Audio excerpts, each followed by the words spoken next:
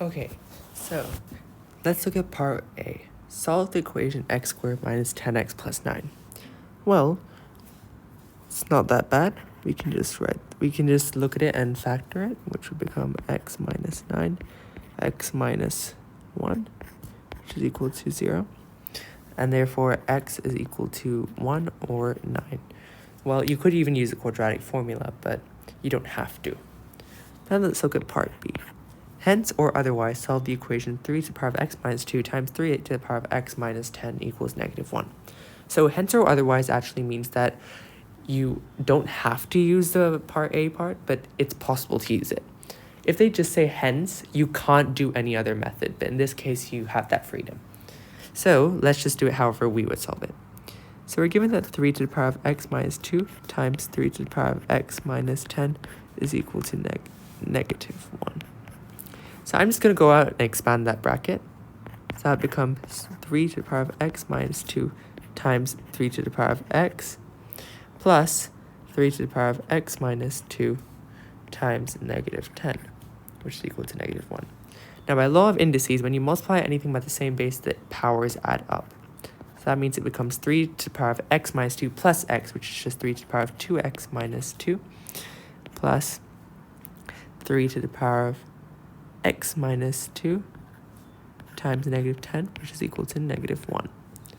And now, let's take away the parts that don't contain x. So it becomes 3 to the power of 2x times 3 to the power of negative 2. Let's break that off. Plus 3 to the power of x times 3 to the power of negative 2 times negative 10, which is equal to negative 1. 3 to the power of negative 2 is evaluatable? No, that's not a word. It's possible to evaluate. 3 to the power of negative 2 is just 1 over 9 because it's 1 over 3 squared, which is 1 over 9. So this becomes 3 to the power of 2x over 9 plus 3 to the power of x over 9 times negative 10, which is equal to negative 1. Now, we can use substitution because we can see that 3 to the power of 2x and 3 to the power of x look similar. So let's let y equal 3 to the power of x. Well, 3 to the power of 2x is just 3 to the power of x times 3 to the power of x. So that means that we can replace y squared for 3 to the power of 2x. And then this is added to y over 9 times negative 10, which is equal to negative 1.